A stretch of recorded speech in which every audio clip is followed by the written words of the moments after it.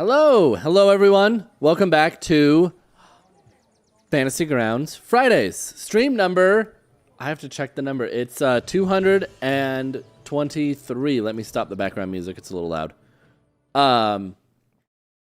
Stream number 222, not 223. 223 would be next week.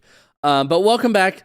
And today, our special guest, we've got Kevin Cork from the Dias Cast podcast.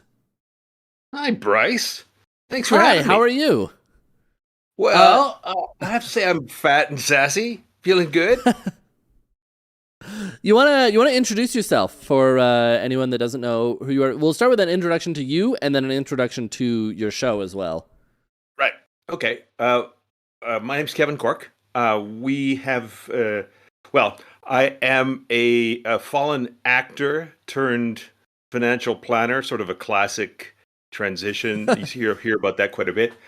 Happening, moving from, I spent sort of the first 8 years acting after leaving university, and then got bitten by the accounting bug and have been doing that since.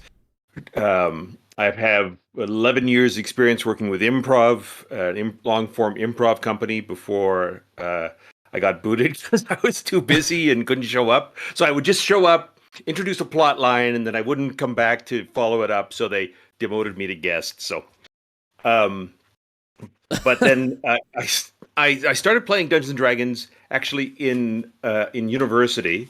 I had an amazing DM who we'd spend a lot of time being stoned and having these strange, obscure conversations, got way off track, and that sort of set the tone.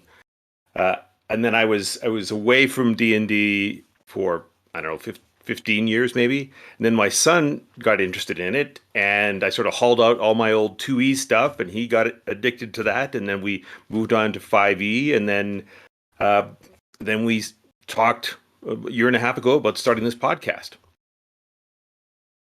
So we've been running just over a year. We're working with the Kobold Press Midgard World. We've been running it out of that. It's myself, him, he is producer and one of the players, and we have 3 others joining us, all classically trained actors and things. So it's I'm quite tickled with how it's turning out. As you can tell, I've got a great face for podcasting, less so for Twitch, but it's worked out really well. And it's funny because we had looked at doing video live stream, doing something like that, but we decided the sort of having the focus on the audio, making it more of the actual a story aspect, and I think that's worked out well. Yeah, I mean, there's something to be said about stripping the video aspect out of it and just entirely focusing on what everyone hears. Plus, then it makes it easy to listen to it when you're on long car rides, which is where I listen to all of my podcasts. Yeah, absolutely. I find that even the stuff that I have watched live stream, I usually end up just listening to it in the car anyway, so I'm missing a lot of the nuances and that kind of stuff. And also, I think it imposes a discipline in terms of theater of the mind and making sure that everything is descriptive enough and making sure everything's sort of clear, both for the players and obviously for the audience as well. Yeah. Yeah, you rely a little bit less on images and maps and stuff like that. Right. And I suppose that would make for a better show overall. Yeah, I think so. Like I said, having that the imposition of discipline on the process has been really good in terms of formalizing my DM process and formalizing the prep I do. And that's part of the reason, I think we're talking is because one of the things that I have taken to doing is basically doing so much prep, not only for the podcast, but just, in my personal games. I do so much prep through Fantasy Grounds because it structures everything and it's so easy to customize and, there's so many sort of pluses to it. It allows me to make sure I can focus on running the games, whether it's, live or through the podcast. The other thing I find really useful for that, and I know we'll get into a lot of this, but one of the things I find Fantasy Grounds are super useful for is just literally placement. So when anything that I'm running, I have the Fantasy Grounds map open. We're not talking about it or discussing it, and the players don't usually twig on that it's doing it. But Yeah. I'm moving stuff around, and I'm saying, no, you probably can't get to there. Or you can't jump that thing just because you're not far, close enough. Mm-hmm. And we don't want to get too bogged down in that, with the theater of the mind aspect. But of course, players will push it right to the edge of what they're allowed. I mean, that's their job, is to push it right to the edge. And so the Fantasy Grounds allows me to really easily keep track of that kind of stuff, just from a purely visual basis, just for solely my own use. Yeah, I think that's actually a really, really interesting, and I'm going to turn just my whole audio setup up just a little bit. I think that's a really interesting use of Fantasy Grounds that I think that not a lot of people really talk about, is using it exclusively as a DM program rather than as a full virtual tabletop. Well, I owned Fantasy Grounds for about 2 years prior to the all the pandemic kicking in, and I, 3 or 4 months after I got it, I was using it to run my games right from scratch. So it was actually getting online and finding the online thing. I mean, I had the original what they now call Classic, and of course it was much more hassle to try to connect with other people. Tell me about it. Yeah. Like if you had any kind of, VPN or security system or tricky modem, it seemed like it was a lot of hoops to jump through. But what that did is it allowed me to sort of really start to make Fantasy Grounds sing in terms of the prep stuff. And I think that's it's not something I hear people talk about a whole lot. I think there's a lot of people who sort of buy a packaged module and sort of run it almost as is. Whereas what I do with the podcast and sort of with my live games is it's constantly piecemeal. So I'm pulling a piece of here and a piece of there, and I'm changing this and I'm editing this. And I love that aspect of Fantasy Grounds where you can take a piece, copy it, and then completely make it your own and coordinate it with a different map than maybe what the one that comes with it. And of course, I've also, one of the other disciplines that have been imposed on me, and this is mostly by my tyrannical producer son, is he wants me to remember what name I called the innkeeper last week when we talk about him again this week. That is the hardest part of being a DM. It's the hardest part about DMing, because I'm making stuff up on the fly. I'm writing some stuff down, but to remember what, and of course, it's essential when you're doing a podcast because there's literally a recording of everything you're saying and doing. But yeah, so it actually, I've actually started to literally just add, copy out the Fantasy Grounds commoner NPC a bunch of different times, rename them all, put a little tag who they are, and just sort of build my own sort of Diascast podcast module that has all these personalized little NPCs with a bunch of notes that I've just literally put directly into the NPC profile, I guess you'd call it. Yeah. So, yeah, I found that the structure of Fantasy Grounds works really well for imposing that discipline that's needed to run a podcast show. And that's, of course, spilled over into my regular gaming, and now I'll have much better notes than I used to be, because I'm used to, I think because of the improv, I'm used to just making so much stuff up on the fly, and that doesn't wash, because if we're, we record 2 or 3 times a month, and then release on a mostly weekly basis. So, if we're 2 weeks since the last time we've talked, I can't rely on memory, like, especially if it's recorded in the past time. And to be fair to my son, there have been people who've left comments saying, "Are you sure that's the name you had for that person last week? Because I thought." I thought you said it was Jill, and now you're saying it's James. Yeah. And you're like, I don't. Yeah. I didn't expect them to come back. People like that is inappropriate. Yeah. Honestly, I'm guilty of that too. So I never went to acting school or anything like that, but I have a background in haunted house acting, which is a lot of improv and interacting. So I feel like it helps me as a DM, but then I forget stuff almost as soon as I say it. Well, I mean, part of the reason I love the DMing aspect is the improv stuff, because it doesn't matter how much prep. And I know that stresses out a lot of new DMs or even a lot of older ones. They like everything to be fairly rigid. But I find that if you sort of try to cut the players off at their knees, then you're cheating yourself not only of better experiences, and also, of course, you don't want to make the players feel like they are unimportant to the story, as if they're, just sort of robotically playing out the story that you've created already. You want them involved in the storytelling. You want them engaged in the plot, driving the plot forward. So you do have to, and also, of course, a lot of times, sometimes when I'm listening to them sort of try to guess about what's happening, they end up coming up with a much better possibility than what I did. So I'll just immediately change it. And then they look like they're geniuses. They don't know that they've been writing the plot. They just think they're really clever at figuring it out. Yeah, that's some of the best parts of being a DM is doing that exact thing where the players think they figured out a puzzle, and then you're like, all right, well, I guess that's now the solution. Like, yeah, I guess that person is the murderer now, because their explanation of it makes way more sense than mine does. Yeah, absolutely. They figured out such a cool twist, or their brains they're so suspicious or worried about everything that they come up, they suggest things as they're talking away amongst themselves. And again, that sort of relates back to the Fantasy Ground stuff. What I love about that is it's very easy for me to then take that chunk of what I thought it was going to be and sort of store it in a separate place as a possible future thing. So there's no sort of effort that's wasted. I mean, there's always effort that's wasted, but there's no, there's always things that can be recycled or you don't have to throw it out entirely. You can just kind of move it off to the side and leave it there until you need it.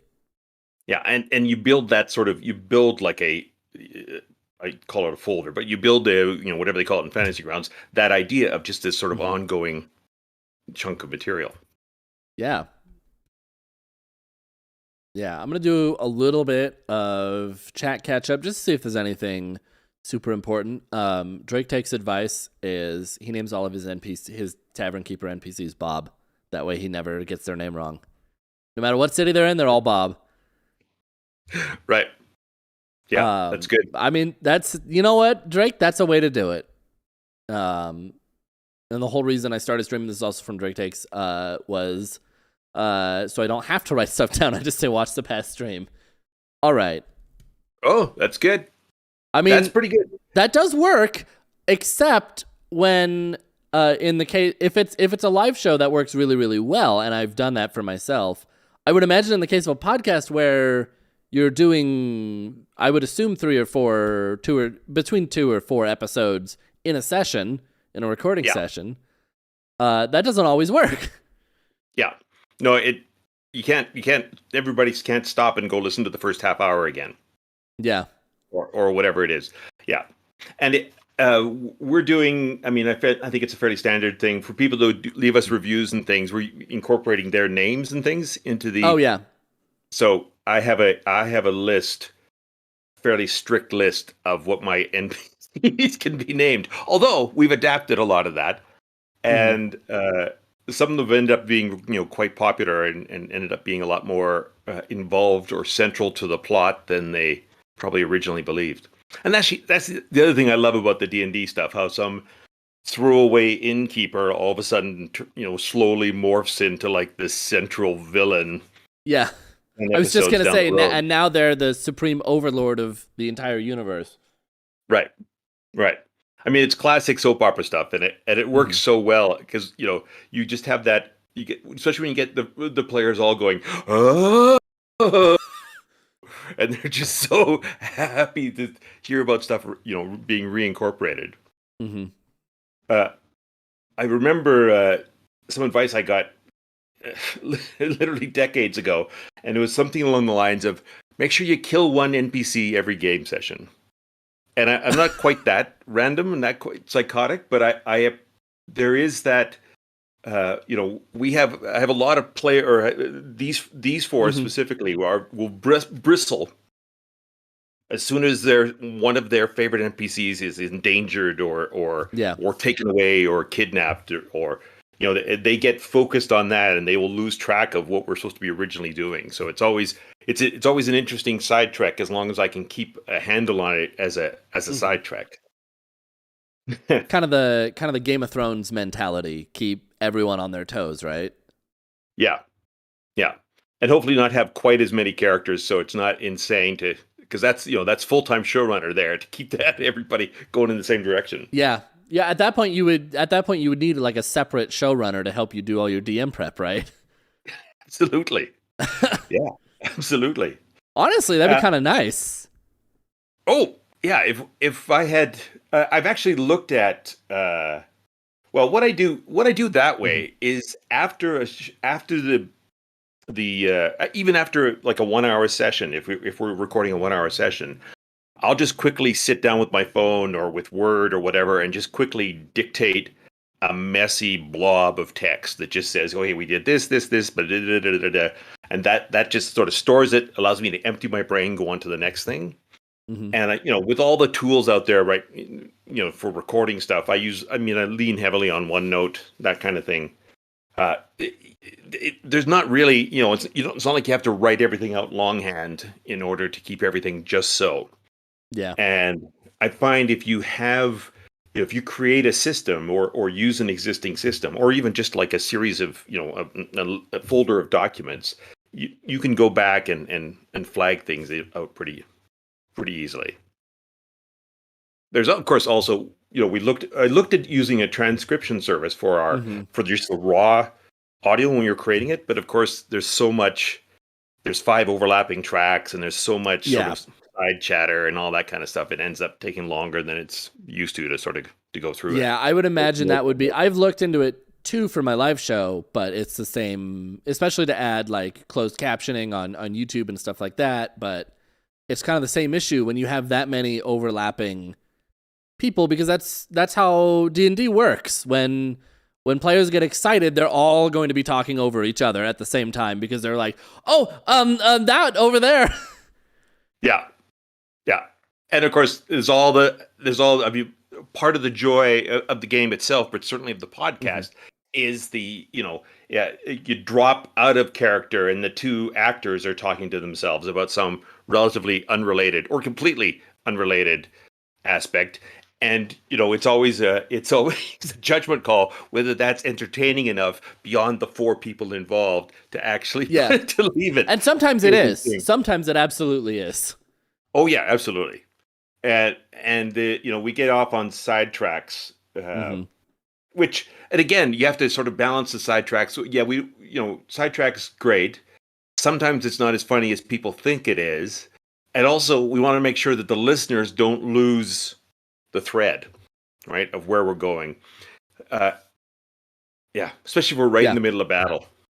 Part of my personal DMing thing is, no, you guys can't have this long battle or chatter in the middle of the battle. You can yell something at each other, but then you just have to hit. Yeah. We just got a question in, and I want to mention this before we get, since we're only like 14 minutes into the show, I want to mention this before we get too far into any discussions. And I'll mention this again probably about halfway through.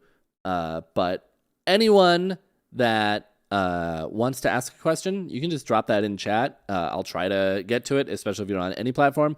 If you're watching on Twitch, though, twitch.tv/fantasygrounds, please, at the bottom of the chat window, there's a little D20 icon. If you click on that, it'll open up a little window, which then has an Ask Question button. It costs 100 dice points, which you earn by following or just watching for a few minutes. So you should get those pretty quickly. But if you click on that, it'll drop your questions into a queue, and they won't get lost. Excellent. Yep. So from Drake Takes, while podcasting, do you use the combat tracker, or how do you keep track of rounds and turns in combat? Dry Erase Board used to be my go-to for IRL play. I absolutely use the combat tracker. Again, the players have a couple of them are Fantasy Ground users, but they have no idea this is going on. But I absolutely use the combat tracker because of, 2 things. Number one, it allows me to keep track of who goes next and who said what. Yeah. But also, if I just take a minute and make sure that it's all set up properly, then it will remind me that this person has blessed cast on them, or that this person is prone, or that this person has disadvantage. I mean, that's probably the biggest addictive thing about Fantasy Grounds, is you can start to really seriously lean on it. And having that aspect means, when you have everything else going on, and you have, you're worried about sound quality, and you're worried about this and you're worried about that, the fact that this person has bless, it's not going to necessarily stick in the brains. And of course, the other great aspect of the combat tracker itself is just literally, okay, who is next? Yeah. Because again, I have paper notes going full-time basis, but if I can just click forward and click forward. Now when I'm running the podcast, I have two screens up and sort of going at the same time. So I have we use Riverside to download it and record it, or sorry, to record it, just because of the great way it connects.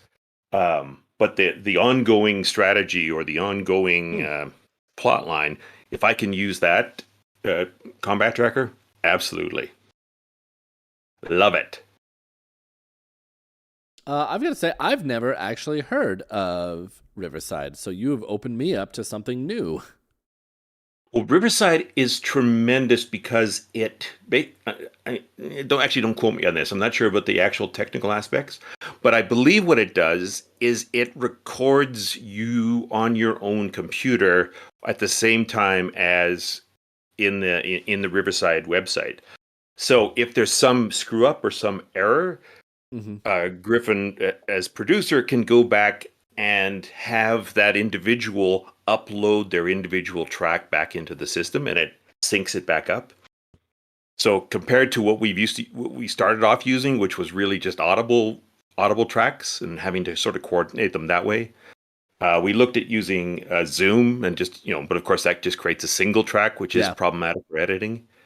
So the Riverside is a pretty good compromise, and they're reasonably priced. For 2 hours a month or something, 5 hours a month, something like that. So yeah, Riverside, I don't know where he came across it, but it does work really well. And it has seriously saved our ass when we've had, things interrupt, and we all of a sudden don't notice that somebody's, lagging out, and we have to go back afterwards, and rather than having to re-record the whole session, we just literally, he or she will just have to upload their last 45 minutes or whatever. That's really cool. Wow, I didn't even know that was a thing that was possible. Granted, I don't do recorded stuff. I still am trying to find the perfect solution for live broadcasts, but that is a cool tool that I didn't even know about. So thank you for that. No problem. Have you looked at Teams, the basic Microsoft Teams? I haven't actually looked into Teams. The cool thing about Teams is that you can create individual tracks. You can set it up as that separate, I forget the technical term, but it makes it much easier to then sort of coordinate through the Restream or through other things, because you have 5 or 6 individual streams happening, rather than having the computer work overtime to try to, put everything through on once. All right. Well, now I'm going to look into Teams. Yeah, we now use Discord, and Discord's great, except if somebody disconnects, all of the screens get shifted around, and now the overlay screwed up. Right. Yeah, so what Teams does is it creates, if there's 5 players, there's 5 different streams, so you can place them anywhere on your... Now I'm going to look into that. Also, I do want to say, hello, Uncle Floyd. It's good to see you over here on this channel. Uncle Floyd has been a long-time follower of my personal Twitch channel, so it's good to see you over here. Hello, Uncle Floyd. But yeah, let's wow. Now I'm derailed because I'm thinking about recording and all of that. We're getting away from the Fantasy Grounds. Fantasy Grounds, man. Fantasy Grounds. You know what? We can talk about whatever on this show. That's what I like about the show, is that everyone here just loves everything. So people have discussions about everything. So I'm sure everyone's Obviously, everyone's still engaged, so Cool. Well, can we talk about Kobold Press? Yeah, Because of course. they were I do want to relatively. mention that we had them on the show a couple of months ago, and they actually recommended me to check you out. So you can give them a big thank Oh, you. excellent! Thank you, Wolfgang, Wolfie. I've met him a couple times. Hmm. I was unfamiliar with Kobold Press stuff because it basically started when I was sort of out of it. But Yeah. I I really like the Midgard world, and there's a certain cohesiveness to it that Wizards of the Coast stuff. Just given the age and the variety of Hmm. contributors and all the variations, there's so much. There's so much in terms of trying to stay within canon, whatever that means exactly. But Yeah. there's so much more cohesive thing having this sort of single Midgard world and having things linking up. And of course, there's now, as more and more books come out, then more and more things get tweaked and changed. Hmm. One of the things I thought was interesting is that the players, when we introduced them to Midgard, none of them ended up playing like a human or an elf or a dwarf. They're all a variety of unusual characters, and Interesting. yeah, so it wasn't intentional. None of them knew what the other ones were creating, but they all came back. Like we have a panda bear, we have a bear folk, we have a piney, which is a tree Hmm. character. We have an Alcide, which is like a deer centaur, and we have a Dhampir. So we have these, which is like a half vampire. Yeah, So we have these four that one I'm quite familiar unique. with. Yeah, I think there's a Dhampir in the WotC material Yeah, now. there is now. Yeah. Uh, but the beautiful thing about that is that they were all truly unaware of each other and unaware of each other's cultures and races and habits and customs and things. So it gave it a really sort of authentic vibe right at the start because Hmm. these four strangers meet. They didn't exactly meet in a tavern. They met at whatever. But They they met at did. a not tavern, trademarked. Yeah, yeah. They actually met at a big festival. There was a big festival that Okay. was starting in big religious fighting festival, and that sort of led Hmm. into the rest of the series. But having them all sort of try to figure each other out, and at the same time, of course, figuring themselves out, was really endearing, and I think it really helped everybody sort of gel in terms of since they were all four loners and they were all four relatively unusual for their because most of the village the city were the conventional humans, dwarves, that kind of stuff. So the piney, one of the things running joke is that everybody was fascinated with him because no one had ever seen one before in this city, and he's playing sort of a very sort of shy, Hmm. retiring, sort of gentle character. So he's constantly thrown off guard, having to sort of be in the spotlight or listening to things. Yeah. So that's worked out really well, and that was a direct sort of result of the fact that we were dealing with brand new material that we hadn't Hmm. seen before. That's a really cool way to introduce kind of some organic role play since, like you mentioned, your players likely have never heard of a piney or any of Right. those other races. Yeah, it's a way for as shifty as this sounds, you sort of trick the players into actually doing Hmm. role I love play tricking as players opposed into to. role playing, especially Right. if you have like one player who's not really that into role playing. It's so fun to trick them into it. Yeah, absolutely. Although I don't have that problem with I four was gonna say, I actors. imagine you Usually it's a don't. matter of getting one of them, getting one of them to be quiet because they all think the show's about them personally, like it centers around them, which is what you want.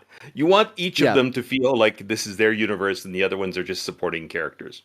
yeah. It needs to So be a true ensemble cast where they're all for the main yeah, character. yeah. And the beautiful thing about the actor, having actors who are Hmm. comfortable talking and things is that there are lots of relationship side branches happening and sort of questions and uh, we do some one-on-one conversations between two of the characters, sort of separate from at a campfire or at an inn, and the listeners really respond well to that because it really does feel like that it's two characters interacting, so it becomes more of a yeah, it becomes more of a soap opera with magic and swords and things. Well, I mean, but that's what you want. Oh yeah, yeah. That's It's like the greatest stuff is essentially boils down to it's a soap opera. Star Wars, right. That's a soap opera. Yeah. Yeah, exactly. Because underneath all of whether it's the sci-fi stuff or all the magnificent spells or all that kind of stuff, the true interesting stuff is the human interaction, or not human, but you know what I mean. The interaction between the people that are involved in the world. And one of our, I think maybe it was the second or third episode, there was this group of rat folk, and they were all living together in this sort of polygamous relationship, and the characters all inserted themselves into this, and it was so beautifully awkward and tentative, and they just wanted to make sure no one was being kidnapped, and they and there was everybody was on board with everything, and it turned into this beautiful moment of just pure, humanity, relationships, trying to sort stuff out. And of course, it ended up taking like half the episode, and there was probably no swords swung in that episode, and it was there was definitely no major events happening, but it was this just true engaging exploration, and having the players be comfortable enough to really get into the meat of that kind of thing. And not shy away from it or feel self-conscious about it is a huge plus for me when we're driving some plot forward.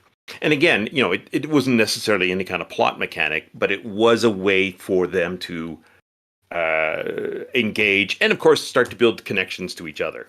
So there's lots of those little moments that was more than what I expected when I went into it. I expected to be much more of a conventional D&D game. Yeah, we're gonna take our swords and we're gonna stab the evil wizard or whatever's going on in the plot. Yeah. Yeah. I found out very quickly as a DM that the plot does not matter. Characters, they don't care until they do. Right. Well, way back when I was in university, one of my professors, and I was in the fine arts program, but one of my professors didn't think there should be professional actors, which of course at the time I thought was sacrilegious. Like, what is he even doing here? But as I watch people interact in the D&D game for sure, but in other kinds of role play or other sorts of those kinds of scenarios, the idea of sort of a community driven, communal, shared storytelling thing is, I think one of the main draws, maybe subconsciously, but one of the main draws of D&D, because you are literally connecting with a bunch of people in a different way. And I love that aspect of Dungeons and Dragons.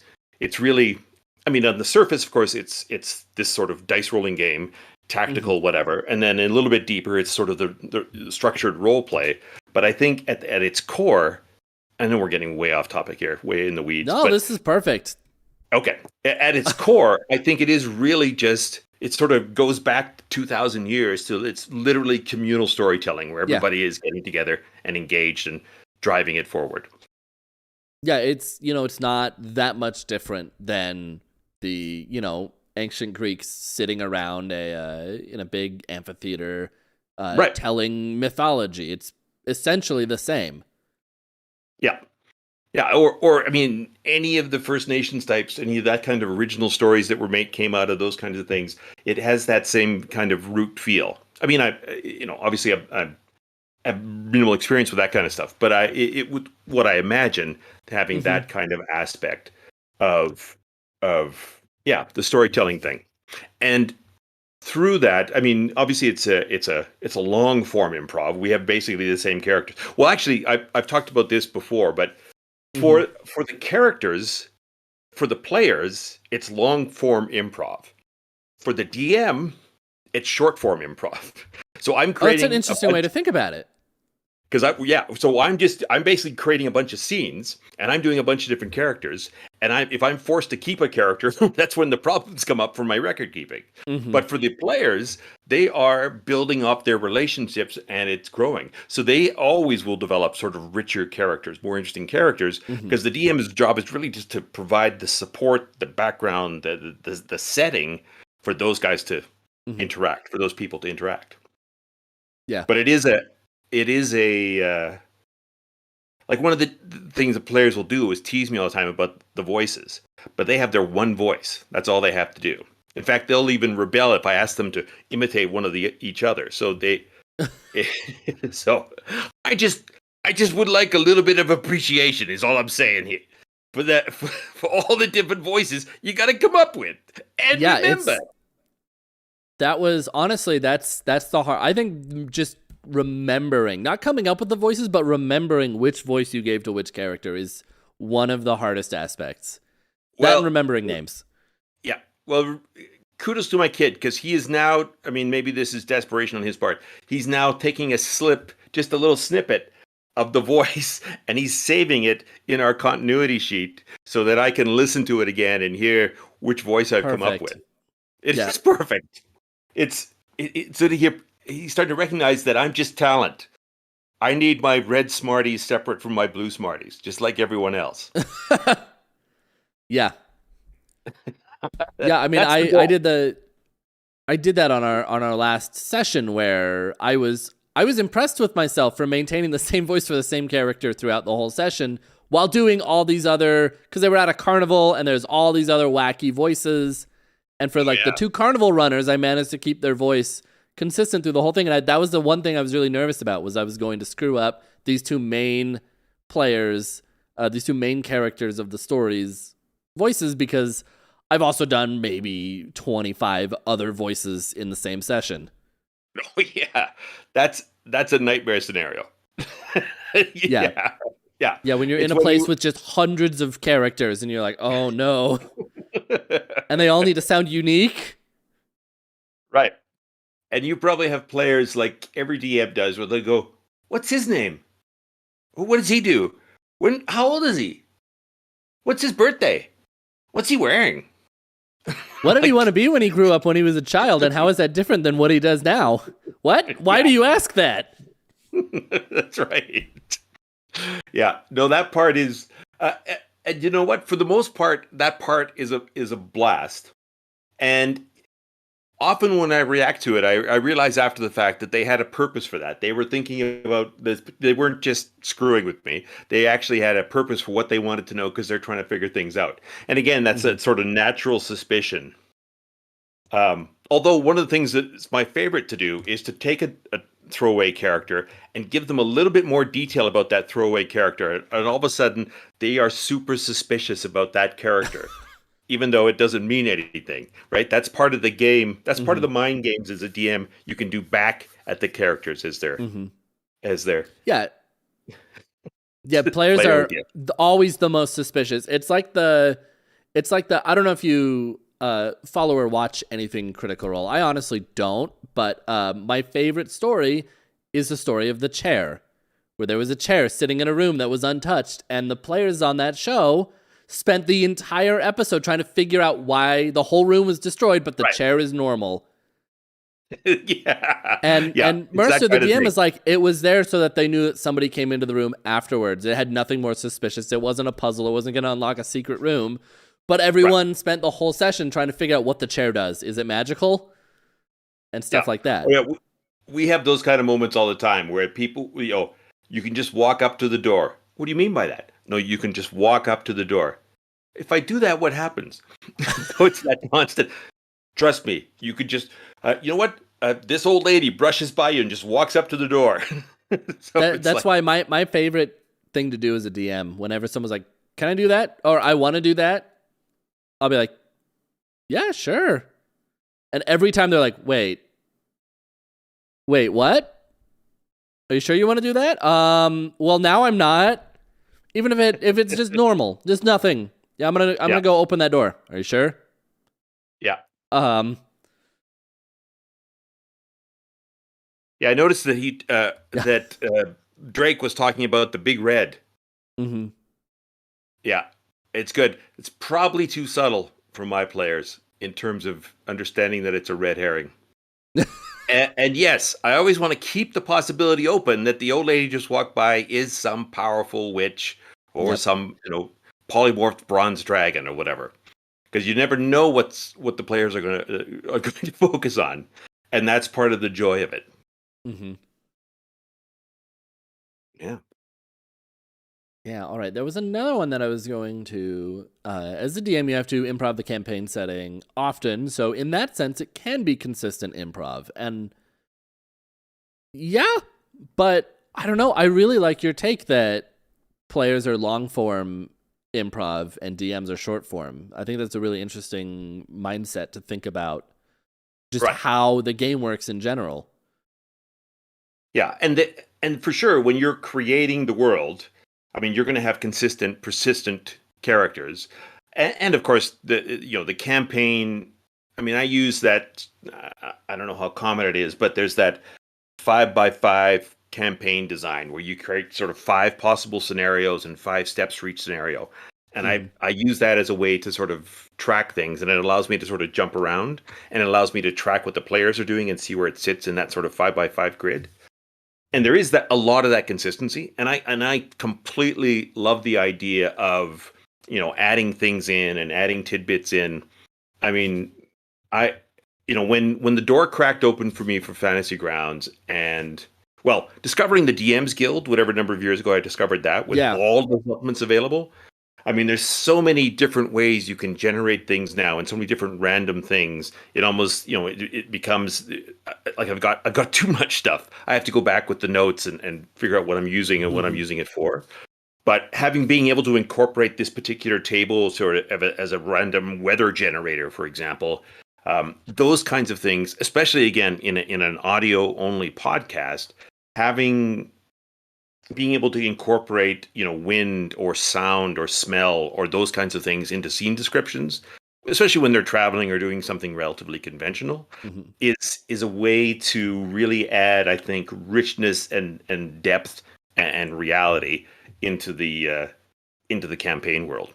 And of course, the other thing that I'm constantly on the search for is some sort of ongoing event generator. Not that I want those events to necessarily affect the players, but I want them to have a sense of passage of time, or I want the things to happen. In a little bit of a spoiler, but in the current podcast, they had this. Effectively, he was a bearer for one of the players.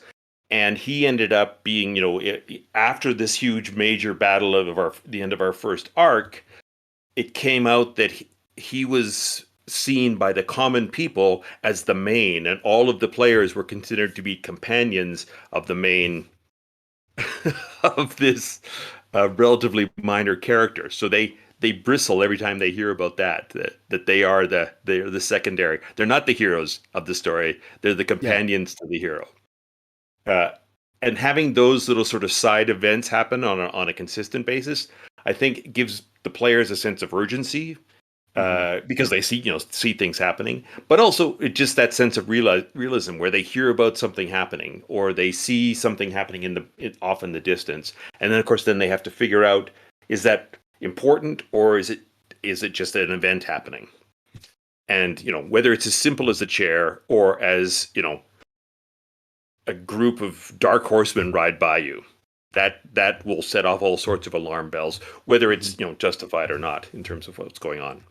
Yeah, maybe they're just people that like to wear black and ride on black horses. Maybe they're not actually ring wraiths. Yeah, exactly. Exactly. Although, why not have them bring everything in?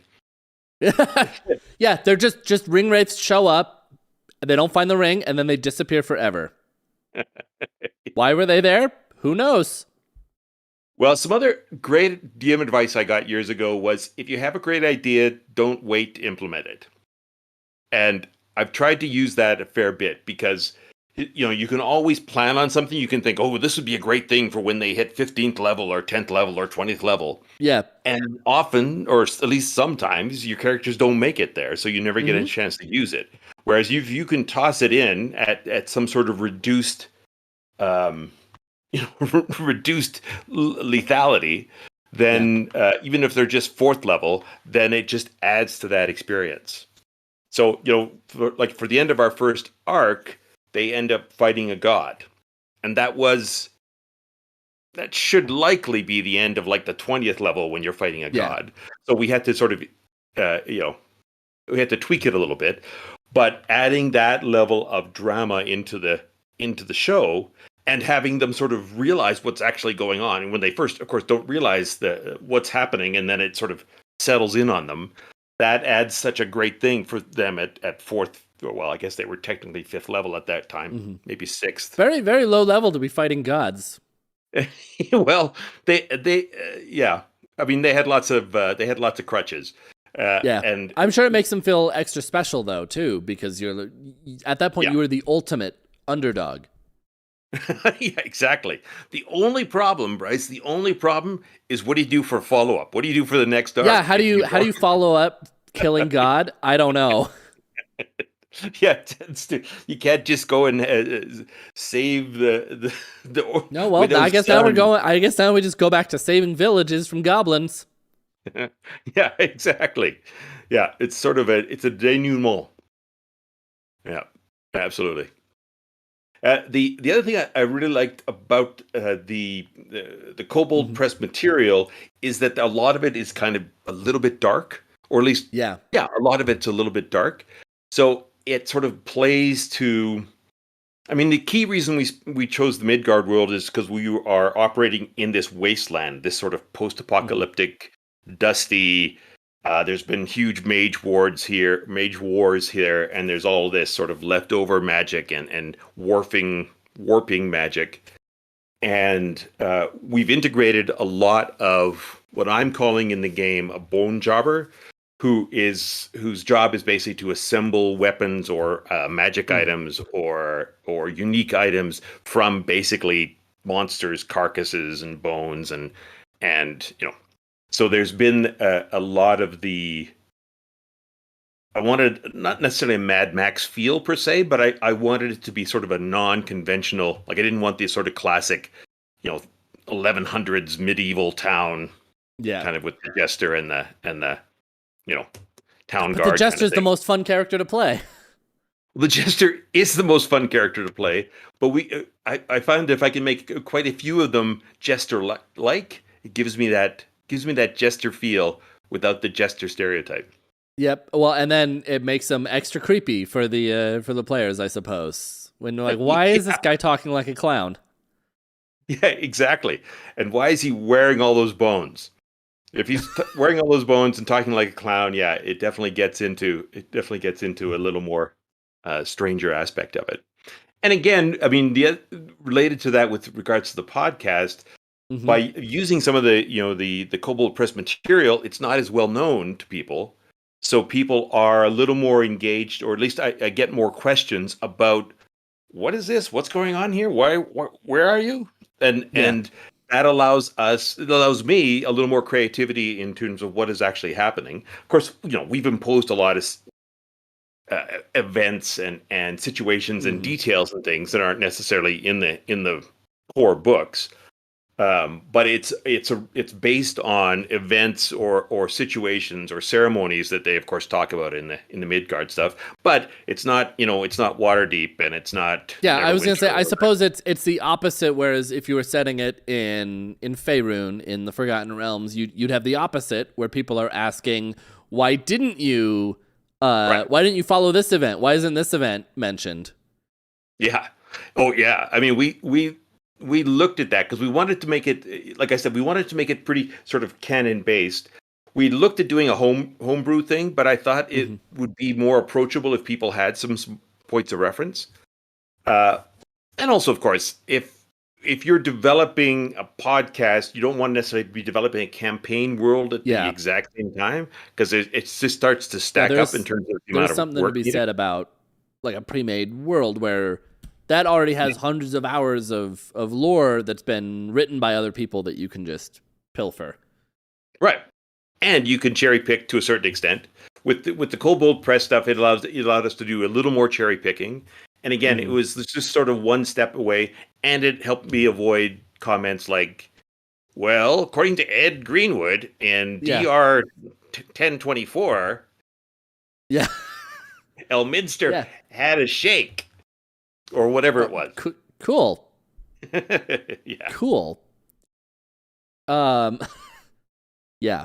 Those, I don't know, because I'm such a big fan of the Forgotten Realms that is my just kind of setting of choice usually, because I'm just such a fan of that world and setting. So, oh yeah, I would be the guy like, well, actually, Hallister Blackcloak's favorite candy is black licorice, not cherry cordials. Yeah. So this is obviously not the actual Hallister. Yeah.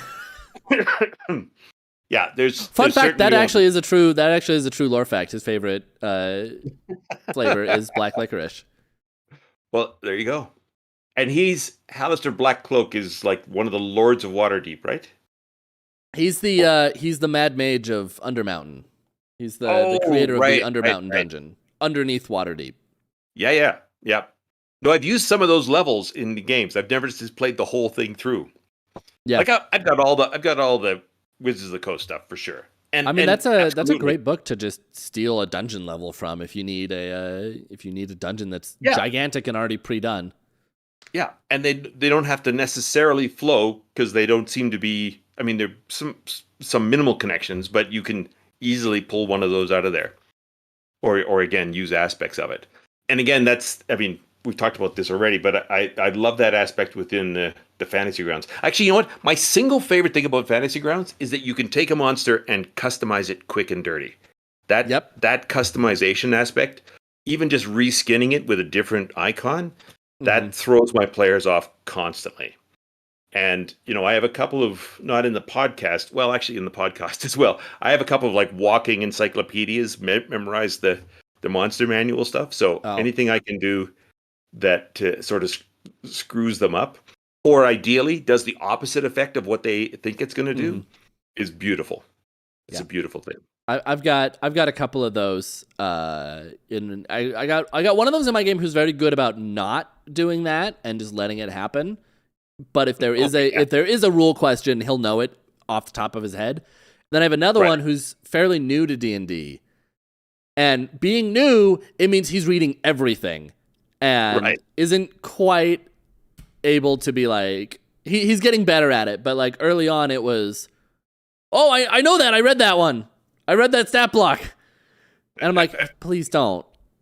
Actually what I started doing is I started using Kobold Press's Tome of Beasts and other monster books, because none of my players have read those. They only buy the WotC stuff, so I know all of that stuff is safe and it's all well done. Yeah.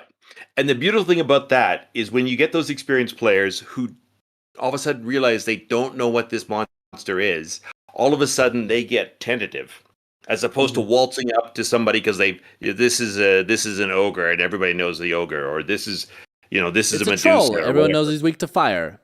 Well, this one's not. Exactly. He's weak to ice. Yeah. And having the Kobold Press material, the one of the two tomes or creature codex, those things allow the experienced players to experience it like a brand new player. And that aspect is again great. I love that. What is it? It's sort of a delicious kind of hesitancy, which is exactly what you want, because like one of our players, she's playing like a 16-year-old Dhampir. So she shouldn't be, and actually she does a beautiful job of thinking that she's worldly and totally screwing it up constantly. But you want them to be like, oh, what's happening? What's going on? Why is that thing rising out of the water?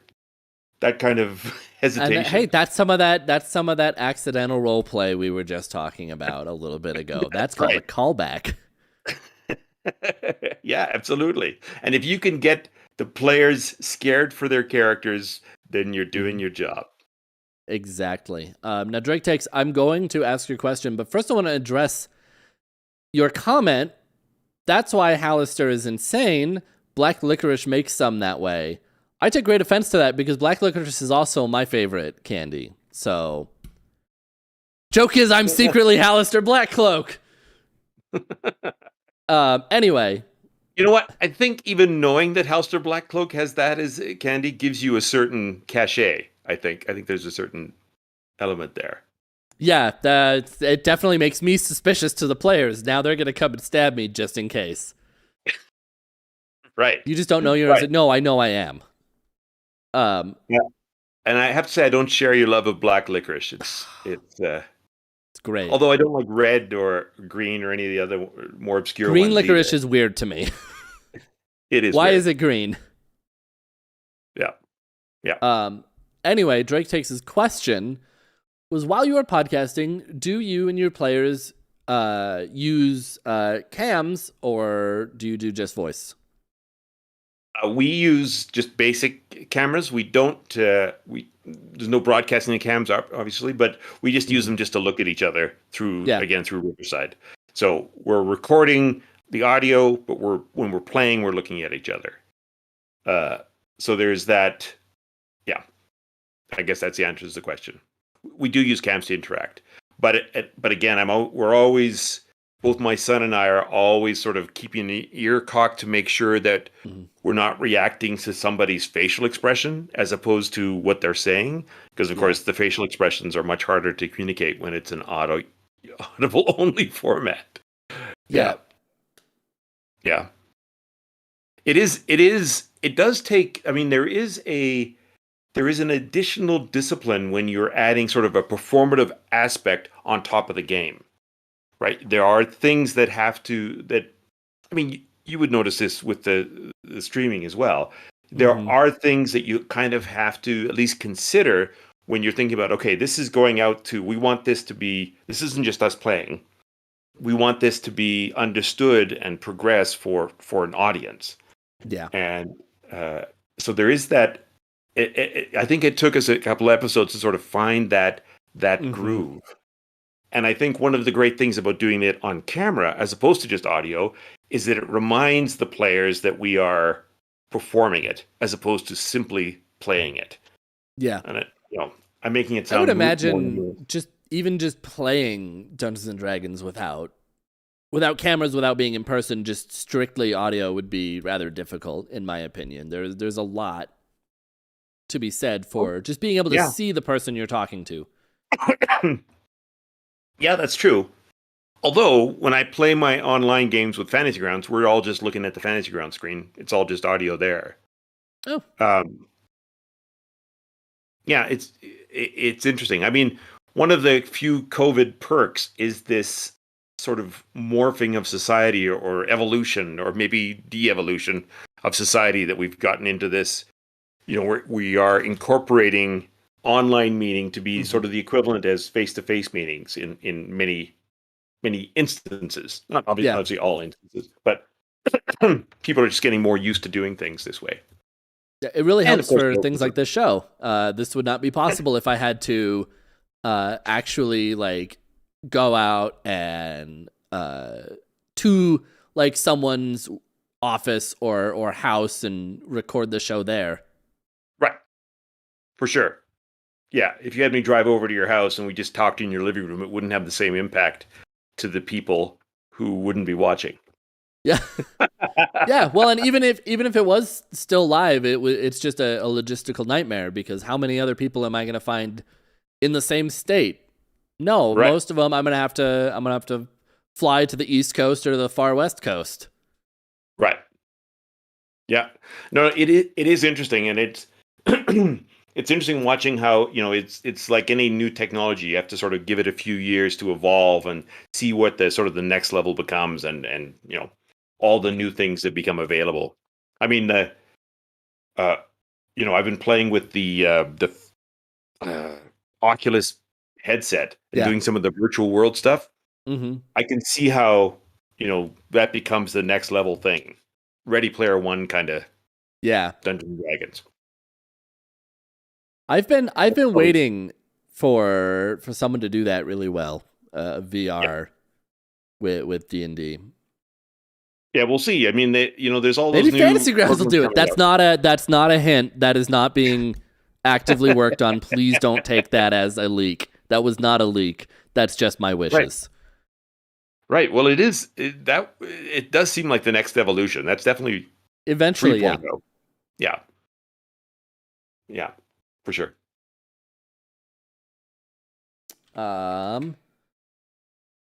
Doug said no. Doug did not say we will have that soon.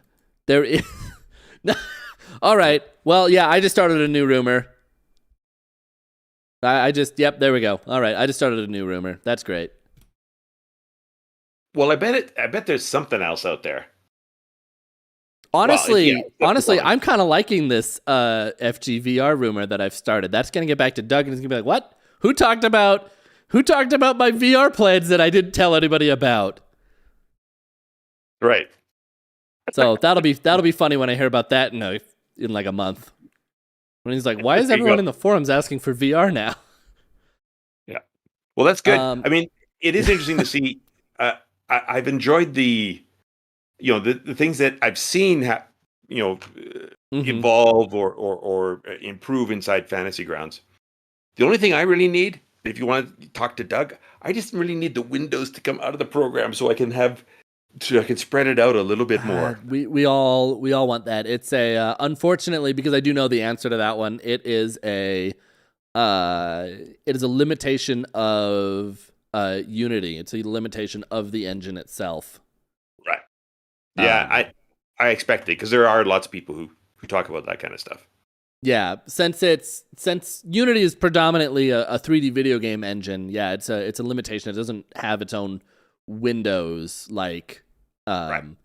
something else. So yeah, I have to say, one of my players, not in the podcast, but just regular players, she's just been sending me drafts. She's just all of a sudden discovered the map making module, which I think is pretty new inside the Fantasy Grounds, and she has been like hardcore cranking out maps. She's canceled her Adobe Photoshop and is now just like sitting in Fantasy Grounds cranking out graphic stuff, which is what cool.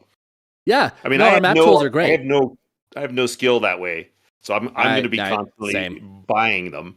But I love the fact that Fantasy Grounds has added that aspect, and added those those individual tools, which is yeah. It's funny it's funny that you brought up the map tools, because right as you started that conversation, we got a question using FG. What map making tools do you use? I found Dungeon Alchemist to be really helpful. So it's funny that you just brought up the built-in map tools at the exact same time as that question. Right. Maybe it's my player watching and she's, oh no, she wouldn't be saying that one. Yeah. Yeah. Yeah. The fact that you can do that kind of stuff inside Fantasy Grounds. I mean, I play a game sporadically with a friend of mine who runs everything on Roll20. And I mean, I know I'm speaking to the converted here, but man, that is a clunky system, especially when he's got all these things sort of bolted on top of it, and it constantly breaks, and we're constantly restarting, or his system's freezing up. And I'll save my comments on that till we're off the show, but I don't want to get in trouble with anyone. Well, I'm constantly in trouble with someone, so I'm okay with that. Because yeah, but I've become really like I guess you'd call it like a real acolyte for the Fantasy Ground stuff. So, and the people, I've probably introduced it to like 10 different people. And once you get past that first hump, once you get into it and sort of look at the mass of stuff and then sort of jump into it, most of them appreciate it and quite enjoy it. And almost all of them start adding their own bits and pieces and figuring out what they can do with it. I have somebody I know is trying to do like a low end Fantasy Grounds thing. So he's been finding all sorts of like free modules and free things and seeing what he can adapt and incorporate and cut and paste and all this kind of stuff. So that part is very cool. Yeah, well, and you can absolutely do that. So I guess here's kind of here is a leak for people watching. A future show that we're working on developing for this channel will be about world building and campaign creation. And I believe one of the things we talked about was doing it entirely with the 5e SRD rules, which are included with Fantasy Grounds, and just using free stuff instead of, because people jump in and then are like, oh, but now I've got to buy all the books and I've got to buy all this extra stuff and it's so expensive. But realistically, you don't need all of that to run your game. Yeah, that the beauty of it is, you can take the SRD monsters, whatever several hundred of them there are in there. Yeah, there's quite a few. And they're so easy to customize. You drag a few spells into them, or you just change some stats around, and you have a completely different creature. That, and I mean, I fell into the same trap. I have, hundreds of dollars of modules because I bought all the WotC stuff originally, and then I have all the Kobold Press stuff, and you can lose track of the stuff that you have, and you really don't need to, because it is about that game creation and or session creation, really, is a better word to talk about it. Yeah, and like as I mentioned before, if you can use bits and pieces that you have created or swiped from other modules, and there's tons of modules out there you can get for like $2 or $3, where somebody has poured like heart and soul and graphics and effort and everything into this $3 DM's Guild module. That kind of stuff is great.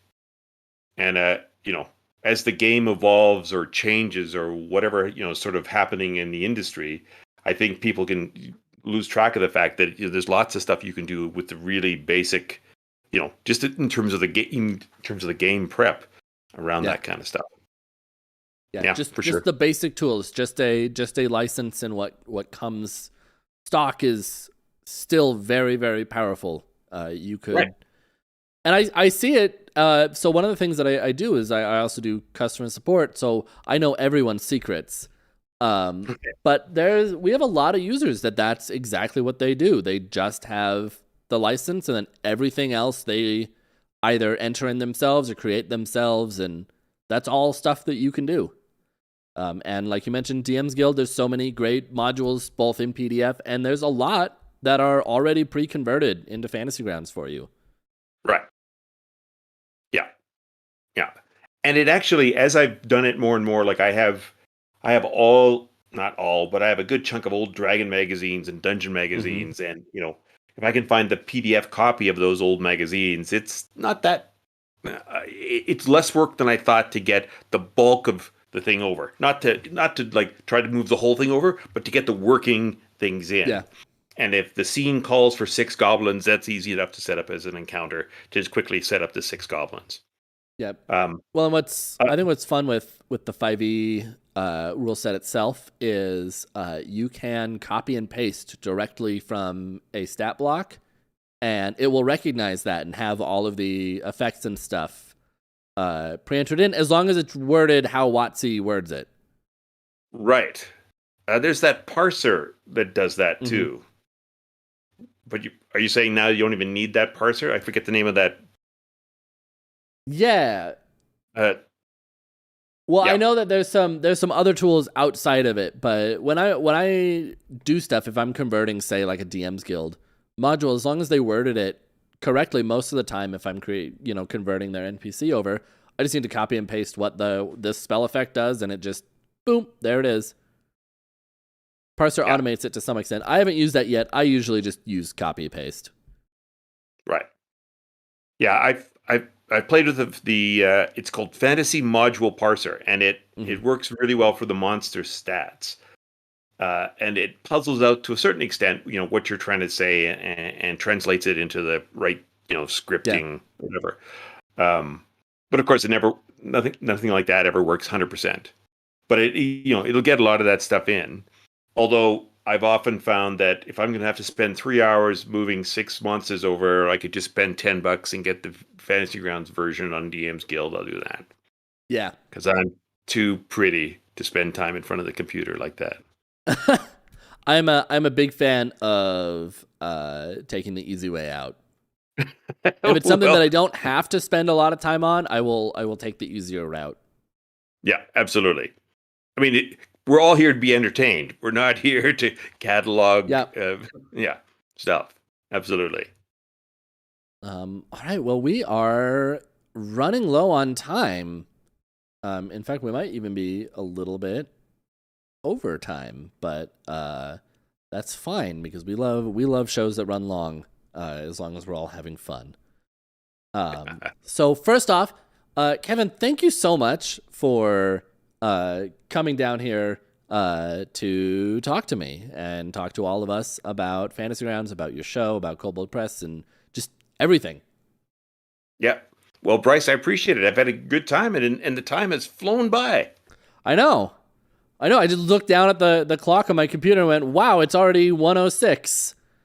Yeah, But that's right. And it's 106 for me, too, because we're in the same time zone, man. this never happens. This never happens. But yeah, so where can people find you? Where can we find your podcast and all of that stuff? Well, we're on all the social medias. Just look at Diascast. Our website is diascast.com. You can find me on Twitter, on Mastodon now, of course, on all these other places. But yeah, probably the best bet is just start at the website and go from there, or find us on Facebook and Twitter for sure. Mm-hmm. And yeah, I'd like to invite everybody to come down. If you leave us a review, of course, we'll stick you in there. You may end up being a god-fighting superhero. Or by the time we hit our a goblin. next part. Who knows?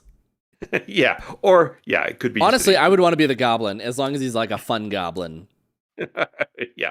Well, I didn't have a lot of goblins in the first arc. It was more rat folk, but they're kind of goblin-like. They're like, right? they're goblin adjacent. They are totally goblin adjacent. All right. Thank you very much, Bryce. Yes, and then I just want to do some mentions of some stuff before we close out the show totally. We are currently doing a Rafflecopter giveaway right now for a Fantasy Grounds Ultimate license and 6 Kobold Press titles. So, oh, excellent. Yeah, it's almost like we planned that. I don't know if we actually did, but I'm hoping that we did. And if not, I'm going to say that we planned that to sync up with this. Yeah, absolutely. But Paulette's got the link being posted into the chat. So when that pops up, make sure you go and click that and enter that giveaway. You might win yourself an Ultimate license and some Kobold Press titles. Beyond that, we do Fantasy Grounds game days every Thursday. If you're interested in playing, follow that Warhorn link. Once again, also remember to come and join our Discord. We've got links to that going in. And yeah, there's a big event happening tomorrow, isn't there? What? Isn't there something happening tomorrow? There is happening now. Actually, is Adventures League game day, but I think I heard that filled up, but I'm not 100% on that. And the only other thing that I want to mention is come back at 8 p.m. Eastern. I hope I got that time right. I think it's 8 p.m. Eastern for my Fantasy Grounds D&D 5e actual play stream, Fabled Dice, session 2 of season 2. That is starting at 8 p.m. Eastern time or 6 p.m. Mountain time if you happen to be in the same time zone as the two of us. It's the cool time zone. It is the cool time zone. It's also the time zone that everyone forgets exists because they're always like, oh yeah, you're in Central time zone, right? Nope. Nope, not right. At all. I think it's the rarest time zone. How about that? Say it that way. Yeah. It is. It only encompasses like 2.5 states. 3.5 states. Because Arizona's weird. Where Arizona's weird. But I'm in Canada. This is Alberta. Oh, that's true. That's true. Yeah. That's true. I totally forgot that Canada also counts as... Yeah, you are just straight north of me. Yeah, there you go. If I walked north long enough, I would find you. I hope so. Yeah. Anyway, we are going to go raid Deadly Force, doing some D&D on Fantasy Grounds. So thank you for watching the show, and we will see you next week and next year. And hopefully we'll see you tonight as well. Right. And thanks everybody who came to watch us. Goodbye, everyone. Bye-bye.